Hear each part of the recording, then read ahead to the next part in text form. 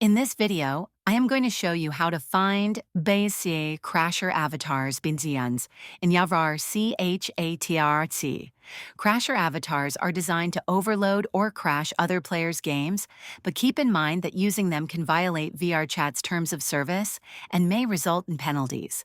This guide is for educational purposes only. To find crasher avatars, start by joining the public avatar worlds, where users share custom avatars. Open your Quick menu. Go to the My Worlds On tab and search for terms like Wanna Crash Avatar, Crasher, or Avatar Collection. Some of these worlds may have crashers available for public use. Another way is to check social VR chat communities on Discord, Reddit, or forums on where users share avatar files. Be cautious when downloading avatars from external sources, as they may contain malicious code. Once you find a crasher avatar, select it and a toggle on its effects or animations.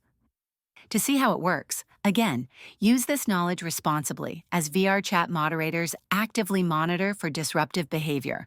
If this video helped you, please like and subscribe to the channel.